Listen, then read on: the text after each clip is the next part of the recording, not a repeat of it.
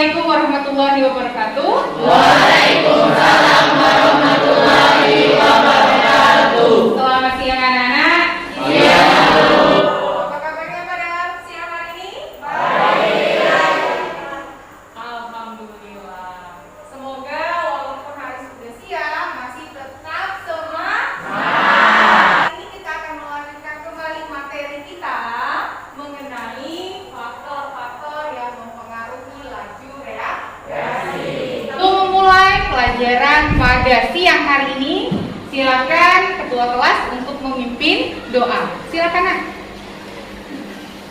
Mari teman-teman, sebelum kita memulai pelajaran pada hari ini, ada baiknya kita berdoa semoga terbangun dan kepercayaan masing-masing. Berdoa mulai.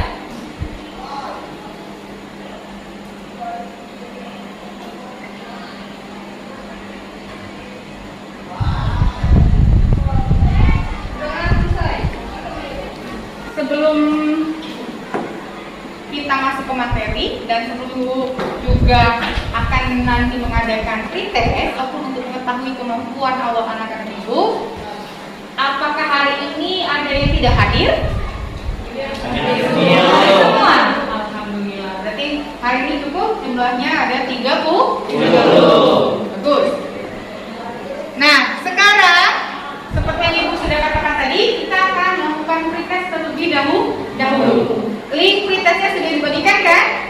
Nah, sekarang Ibu kasih waktu 10 menit dari sekarang. Kerjakan dulu pretest mengenai materi faktor-faktor yang mempengaruhi laju reaksi. Silakan dimulai dari sekarang. Silakan dikerjakan.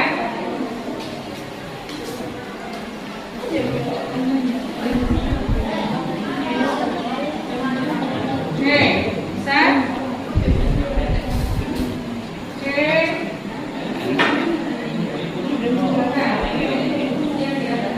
Yang pretest ya. Yang pretest.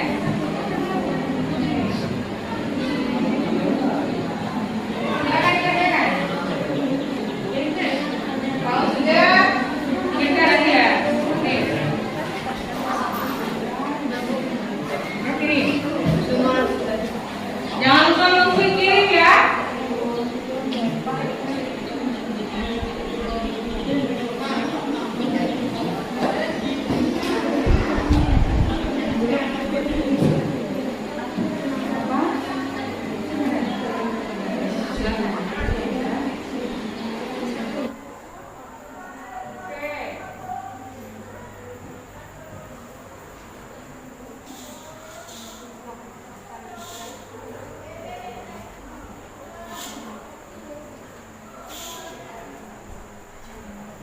Ada yang sudah ya? Oke, kalau yang sudah silakan kirimkan. Kita tunggu sebentar temannya.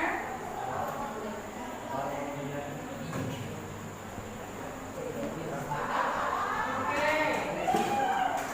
Ada berapa yang masuk ya? Bisa langsung dilihat skornya ya.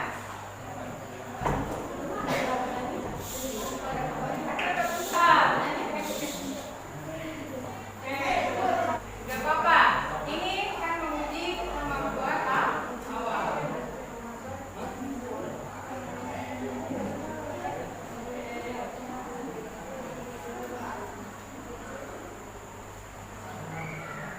Sudah ya? Ada yang masih belum?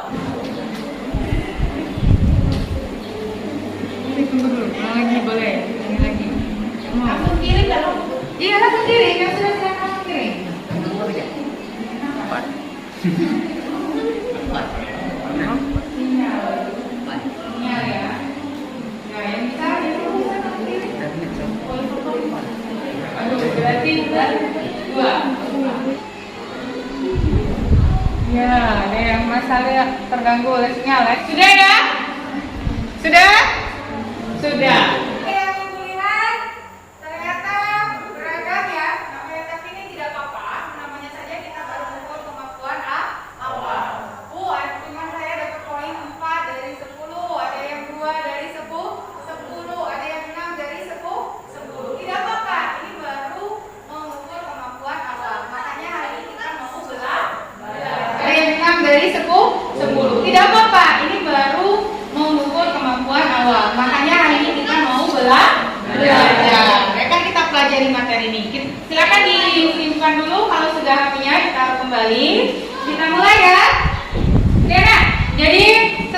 yang melihat ada berapa soal ya?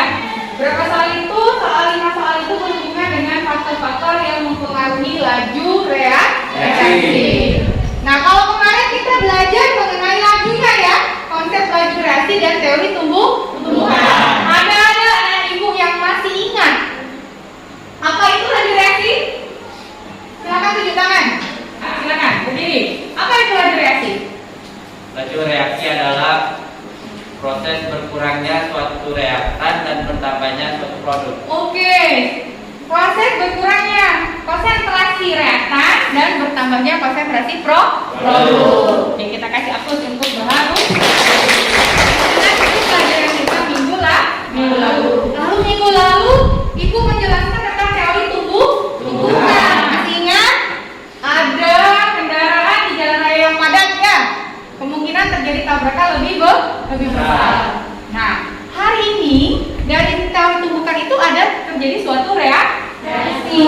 Ternyata reaksi ini dipengaruhi oleh beberapa faktor. Nah, ada beberapa faktor yang mempengaruhi laju reaksi. Sekarang perhatikan gambar apa itu? Jadi buah-buahan yang disimpan di lemari es. Waduh, siang hari mantap sekali ya. Buah-buahan. Sekarang, mengapa buah-buahan yang disimpan di lemari es ini dapat bertahan lebih lama daripada yang kita simpan di udara terbuka? Sekarang, mengapa buah-buahan yang disimpan di lemari es ini dapat bertahan lebih lama daripada yang kita simpan di udara terbuka? Tidak kita masukkan ke lemari es. Kenapa ya? Ada yang tahu? Silakan. Kenapa nak? Karena suhu yang ada di dalam kulkas itu lebih rendah dan jadi dapat memperlambat suatu reaksinya. Oke, kita kasih aplaus dulu ya. Nah, terima kasih. Jadi Bu, katanya kenapa yang di lemari es ini bertahan lebih lama karena suhu. Faktor suhu ternyata ya. Karena suhu Bu di dalam lemari es itu lebih kecil ya atau lebih rendah sehingga bakteri pembusuknya itu juga untuk membusukkan buah tadi reaksinya berjalan lebih lambat. Sedangkan yang di udara terbuka suhunya kan suhu ruangan sehingga bakterinya berjalan normal, tidak diperlambat sesuai dengan alurnya sehingga lebih cepat dia menjadi busuk. Oke. Sekarang itu berarti kita dengan memasukkan sesuatu ke lemari es berarti kita memperlambat suatu laju reaksi. Kalau yang ini bagaimana? Apa ini nak? Sate. Oh, tahu semua ya, sate. Biasanya ada malam hari ya dengan makannya ya. Oke, sate. Mengapa sate? Dagingnya dipotong kecil-kecil. Kenapa? Oke, Supaya bisa lebih cepat masak. supaya lebih cepat masak. Oke, ada lagi tidak kira-kira? Kenapa? Alasan lagi? Untuk mudah dimakan. Biar mudah dimakan Bu, karena sudah dipotong kecil. Oh, apa sih ya teman-teman tadi? Nah, dari sini kalau tadi kita masukkan ke kulkas, dia jadi lambat. Laju reaksi lebih lambat. Sedangkan kalau kita di sate ini kita potong-potong ternyata mempercepat. Reaksinya menjadi lebih cepat. Oke, inilah nak yang mau kita pelajari hari ini. Dari dua tadi, pertama tadi suhu ya yang mempengaruhi.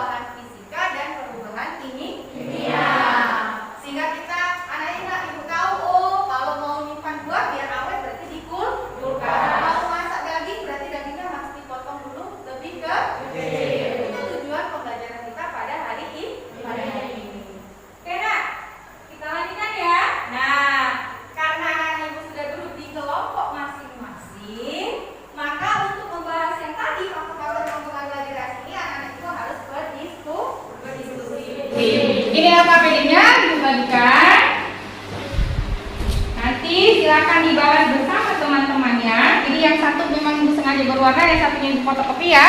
Yang berwarna itu nanti dikumpulkan, yang fotokopiannya ini untuk anak-anak Ibu ya. Ini ada materi ajar sekaligus ininya, LKPD-nya. Oke, ini materi ajarnya. Bentar ya. Ini.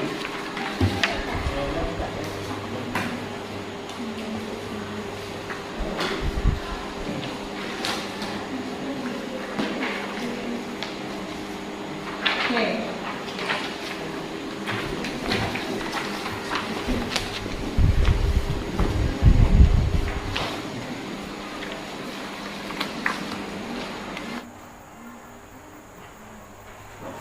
Silakan nanti didiskusikan dengan kelompoknya, tapi sebelumnya lihat dulu video yang akan Ibu tayangkan ya, atau bisa juga buka di link ya, ada linknya di sana.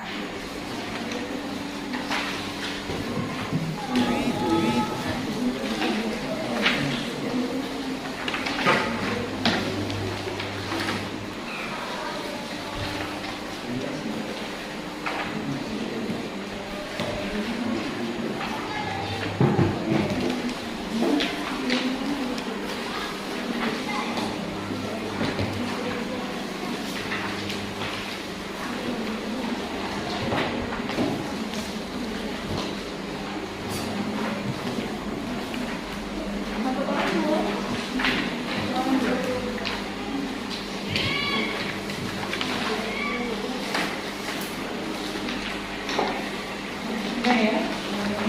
Oke. Jadi ada LKPD, ada materi ajar. Jadi bisa nanti kalau kamu diskusi, kita juga materi ajarnya ya. Buku paketnya juga. Oke.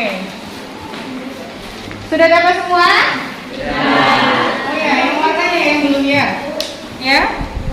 Kurang. Oke. Nah, ini yang mau dikumpulkan ya. Yang itu untuk pribadinya masing-masing.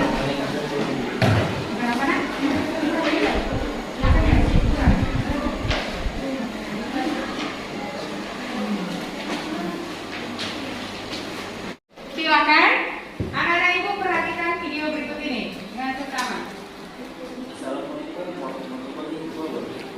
Halo saudara dunia, halo saudara mari berjalan cepat dan mari berjalan. Contohnya, cepat itu seperti ini. Nah, ini kita akan menjaga faktor-faktor yang mempengaruhi pergerakan sempurna mendapatkan yang ada di dalamnya. Lalu hubungan dengan reaksi bagaimana? Karena pada hasil dengan konsentrasi belum muat memiliki jumlah partikel yang lebih banyak dibanding HCl semua partikel tinggi, maka akan semakin besar kemungkinan terjadinya tumbukan antarpartikel. Semakin sering terjadinya tumbukan antarpartikel, maka laju reaksi akan berlangsung lebih cepat. Faktor berikutnya adalah luas permukaan. Luas permukaan maksud luas permukaan beda partikel yang mengalami tumbuh. Contohnya adalah misalkan kita mereaksikan HCl molar yang masing-masing kita reaksikan dengan logam Mg. Namun logam Mg yang kita gunakan dibedakan dari bentuk fisiknya. Jika kedua logam misalkan memiliki massa yang sama namun bentuknya berbeda, logam berbentuk datangan pada fase kedua, mana yang akan lebih cepat habis bereaksi? Jawabannya adalah logam yang akan dipotong dengan ukuran lebih kecil yang akan lebih cepat habis bereaksi. Hal ini dikarenakan jika misalkan ada logam Mg dengan bentuk datangan utuh hanya memiliki 4 bidang sentuh saat mengalami tumbukan, misalkan pada bagian depan, belakang, kanan, dan kiri. Namun, pada logam yang telah dipotong dengan ukuran yang lebih kecil, setiap potongan akan memiliki 4 bidang sentuh yang sama seperti logam datangan. Begitu pula potongan lainnya. Jadi, bidang terjadi tumbukan antar partikel akan lebih banyak.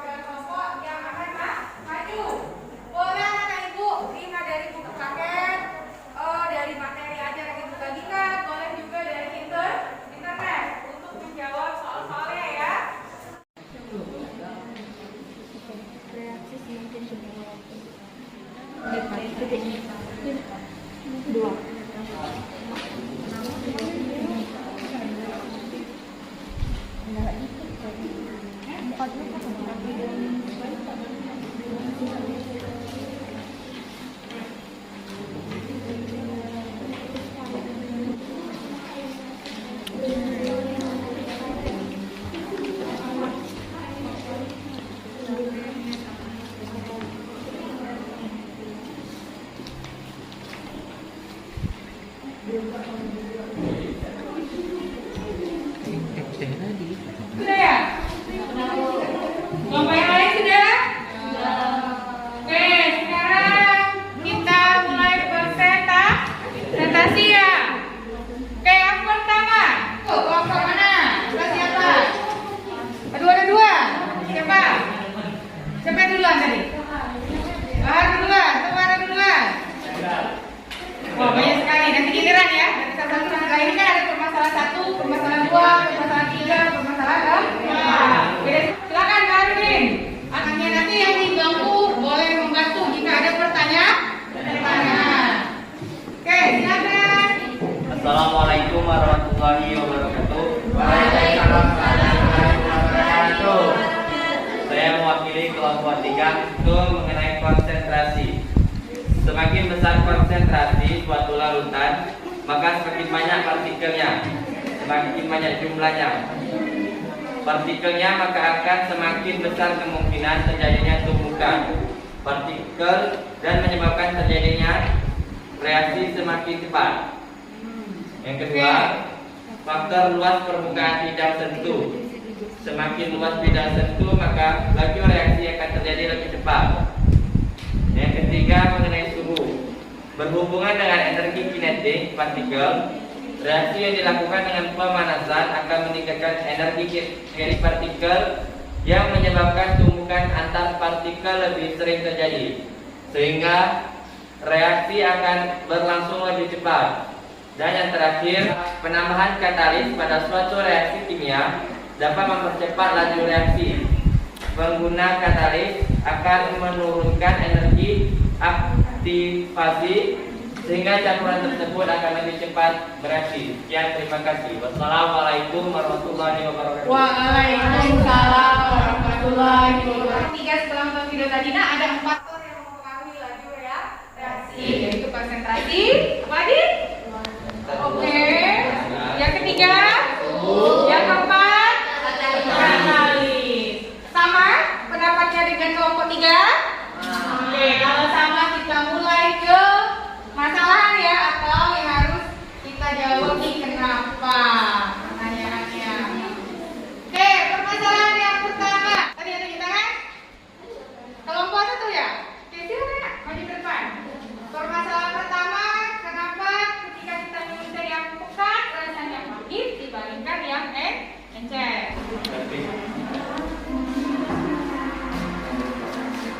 Assalamualaikum warahmatullahi wabarakatuh. Waalaikumsalam warahmatullahi wabarakatuh. Perkenalkan, saya Nuranisa dari kelompok 1 yang ingin menyampaikan bahwa permasalahan 1 dari terlihat teh yang lebih hitam dan yang tinggi. Yang mana konsentrasi lebih tinggi? Yang hitam. Yang hitam, sehingga rasanya lebih pahit. Ya. Oke, kalau permasalahan 2 Nak? Dari permasalahan 2 itu terdiri dari gambar kromak. Jika dikunyah itu lebih cepat larut. Itu kelompok 1. Ada kelompok lain yang menambahkan atau ingin bertanya? Silakan. Saya bertanya permasalahan 2, kenapa pel itu harus dikunyah atau dipecah itu? Kenapa nggak harus ditelan secara langsung? Oke, kenapa tidak harus dengan secara langsung? Kelompok 1 bisa? Silakan jawab Nak. Namanya Adiza tadi ya, silakan. Karena supaya lebih cepat bereaksi. Supaya lebih cepat bereaksi. Selain lebih cepat bereaksi, kenapa lebih cepat bereaksi?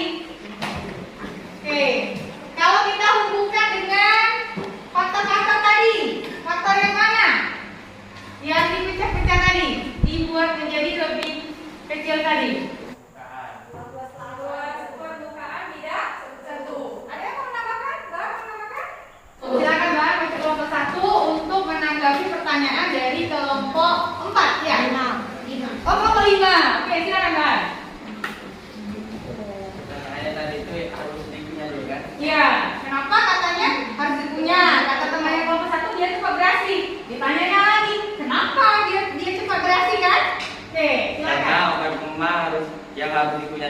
dahulu saat diminum agar pada saat memasuki lambung antasida yang terkandung dalam obat MA tersebut cepat bereaksi untuk menyeimbangkan pH lambung. Hal ini karena zat dalam bentuk serbuk akan memiliki luas permukaan bidang sentuh yang lebih besar, sehingga reaksi akan cepat terjadi karena tumbukan antar partikelnya akan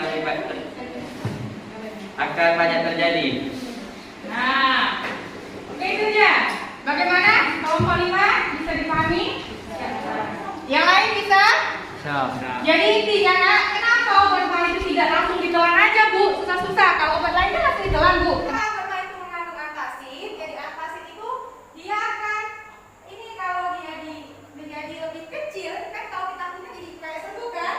Nah, ketika dia masuk tadi, dia akan lebih cepat bereaksi kata temannya. Kalau kita buka dengan faktor-faktor yang mempengaruhi laju reaksi, semakin besar luas permukaan bidang sentuh, maka kemungkinan terjadinya tumbukan antar partikel juga semakin besar, sehingga reaksinya akan semakin cepat. Sehingga ketika dia masuk ke lambung, dia akan cepat bereaksi menyeimbangkan pH lambung, sehingga kamu nanti tidak sakit perut lagi. Paham?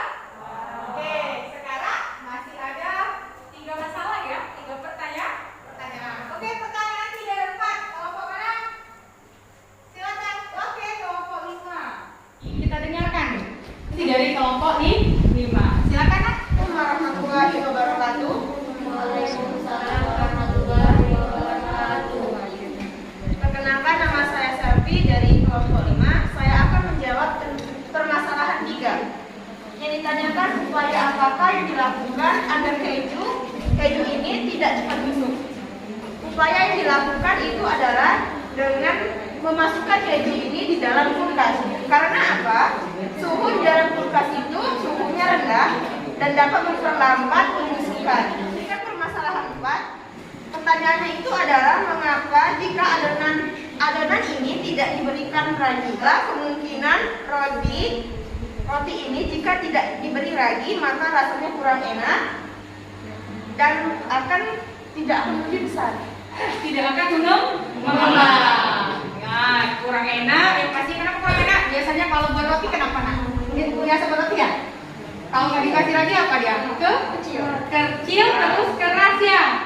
Nah, makanya dia kurang enak. Nah, ini dari kelompok 5. Katanya keju tadi berjamur. Terus pertanyaannya bagaimana biar dia tidak cepat busuk ya atau tidak cepat berjamur? Dimasukkan ke kulkas atau ke lemari es. Nah, dimasukkan ke lemari es, kemudian dihubungkan dengan suhu ya.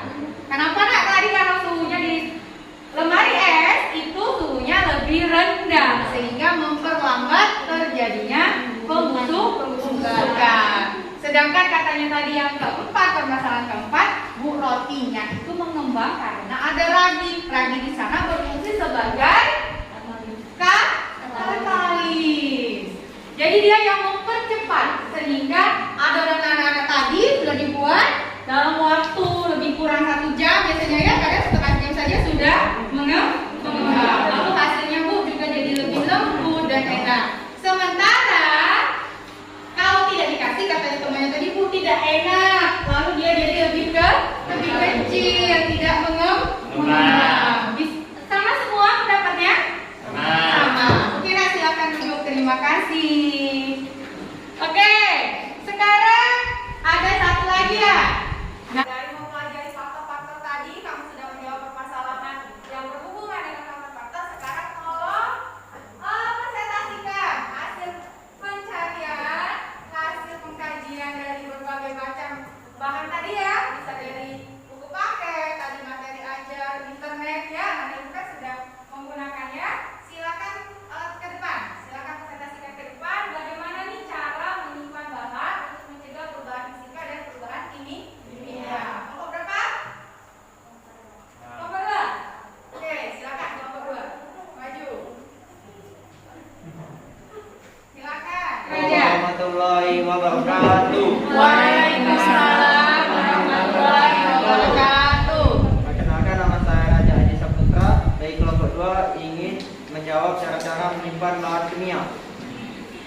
Cara mengawetkan makanan terbagi 3. Cara biologi, kimia, dan fisika. 1. Cara biologi.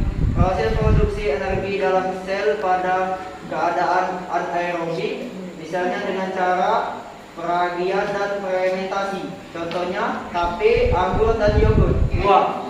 Cara kimia terbagi 4, yaitu 1. Penambahan bahan kimia untuk membantu mempertahankan bahan makanan dari mikroba, pembusukan, dan memberikan tambahan rasa sedap. Pengasaman. Suatu proses pengolahan makanan dengan cara pemberian asam dengan penurunan pH untuk menghambat pembusukan oleh bakteri. Contohnya acar. C. Pengasinan. Cara pengawetan makanan dengan menggunakan garam untuk memperlambat perkembangan dan pertumbuhan mikroorganisme pembusukan makanan. Contohnya ikan asin. D. Pemanisan. Cara pengawetan makanan dengan cara pemberian gula dengan bertujuan untuk mengawetkan makanan karena air yang ada di dalam air yang ada akan mengental yang pada airnya akan menurunkan kadar air pada bahan pangan tersebut. Contohnya manisan buah. 3. Cara fisika terbagi menjadi 5, yaitu pengeringan, pemanasan, pendinginan, pengeluaran udara, dan pengalengan. Sekian, terima kasih. Assalamualaikum warahmatullahi wabarakatuh. Waalaikumsalam warahmatullahi wabarakatuh. Terima kasih Raja. Kelompok raja, ya, untuk kelompok raja lebih ke pengawetan makanan. Kalau dari tadi kita bilangnya makanan terus ini ya. Nah, kelompok raja bilang pengawetan makanan terbagi menjadi 3 cara. Secara biologi, secara kimia, sama secara fisika. Dimudahkan dengan pengalengan. Katanya kamu sering kan makan makanan yang cepat saji? Nah, itu salah satu cara mengawetkan makanan. Secara kimia ditambahkan bahan pengawet. Dari sini ada yang ditanya enggak dengan kelompok 2? Tadi ada secara biologi, ada reaksi secara anaerobik ya? Bu, saya bu. Oke? Jangan kemana dulu. Oh ya, masih dulu ya. Silakan Wi. Pertanyaan dari kelompok kami adalah bahan kimia yang dapat digunakan dalam pengawetan makanan. Iya, secara kimiawi tadi katanya ditambah bahan kimia. Silakan kelompok ini ada yang bisa bantu jawab. Bisa bantu Raja menjawab. Bahan kimia apa saja yang digunakan? Oke. Mau Raja lagi atau yang teman sebelahnya? Raja lagi. Oke, silakan Raja. Gula pasir, garam dapur, nitrat, nitrit, propianat, asam sitrat, gula sulfat, asam asetat, dan asam benzoat. Oke, itu nak kata temannya. Jadi contohnya saja tadi kan manisan buah ya, kan pakai gula. Ikan asin pakai garam. Nah, itu secara bahan pangan. Adakah kelompok lain yang ingin menambahkan? Mungkin dari segi lain, penyimpanan bahan lain, misalkan bahan lain. Ada juga bahan misalkan dari zat-zat kimia ya yang berbahaya. Kelompok mana? Kelompok 4. Assalamualaikum warahmatullahi wabarakatuh. Waalaikumsalam warahmatullahi wabarakatuh. Baiklah, saya dari kelompok 4 ingin mempresentasikan tentang cara penyimpanan bahan-bahan kimia yang bisa Anda terapkan di laboratorium, yaitu 1. Sediakanlah tempat khusus untuk menyimpan bahan kimia dan kembalikan lagi bahan kimia ke tempat tersebut jika telah digunakan. 2. Simpan bahan kimia atau peralatan yang rutin digunakan untuk mengambil bahan kimia di lemari khusus untuk menyimpan. 3. Pastikan rak yang digunakan di dalam lemari tersebut memiliki dinding pembatasan di bagian depan agar wadah tidak mudah terjatuh. 4. Jangan dan hindarilah menyimpan bahan kimia di atas kursi. 5. Setelah bahan kimia digunakan, segera kembalikan ke rak bahan kimia semula. 6. Jangan menyimpan bahan kimia pada suatu rak yang tingginya lebih dari 1,5 meter. 7. Hindari menyimpan bahan kimia atau benda yang lebih berat di atasnya. Maksudnya adalah bahan atau benda yang lebih berat posisikan lebih di rak bawah. 8. Berilah label yang tepat dan jelaskan pada setiap wadah bahan kimia, sertakan tanggal pembelian, penangguhjawaban, dan sebagainya. 9. Simpan bahan kimia yang mudah terbakar di rak yang khusus untuk bahan kimia mudah terbakar pula. 10. Hindari menyimpan bahan kimia yang bersifat reaktif dari sumber energi seperti hot plate atau sumber panas lainnya. 11. Untuk memudahkan pencarian, simpan bahan kimia sesuai abjad dan golongan masing-masing bahan kimia. Dapat saya sampaikan. Wassalamualaikum warahmatullahi wabarakatuh. Waalaikumsalam warahmatullahi wabarakatuh. Kelompok 4 mengenai penyimpanan untuk bahan kimia di labor ya, seperti labor ini. Nah, jadi katanya tadi pertama harus tahu kalau bahannya udah meledak berarti harus ditaruh di tempat yang kira-kira jauh dari yang bisa menyebabkan terjadinya ledakan. Pembelajaran hari ini itu banyak sekali berhubungan dengan kehidupan anak-anak, cara untuk menyimpan bahan-bahan maupun menyimpan bahan-bahan secara kimiawi atau bahan-bahan di laboratorium. Nah, sampai di sini apakah bisa dipahami ya?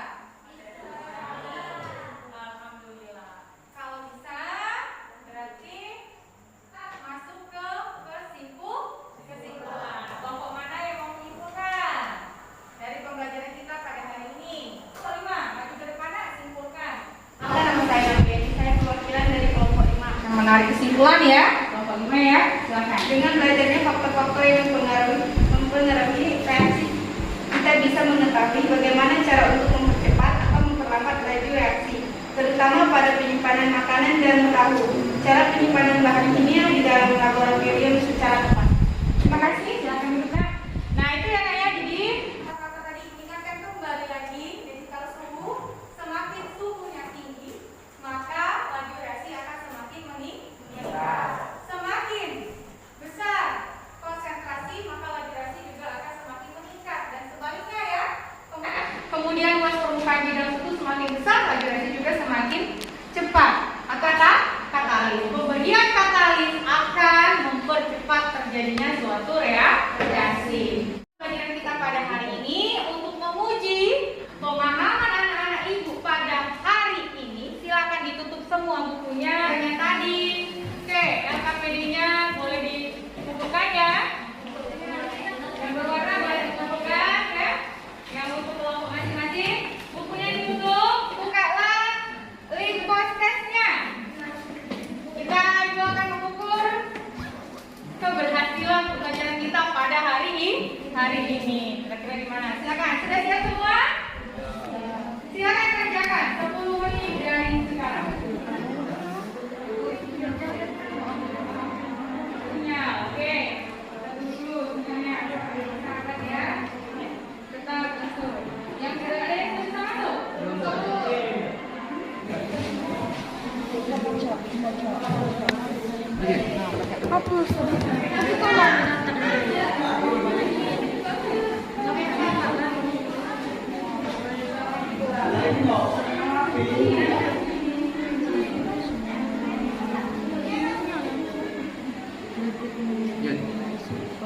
Sudah?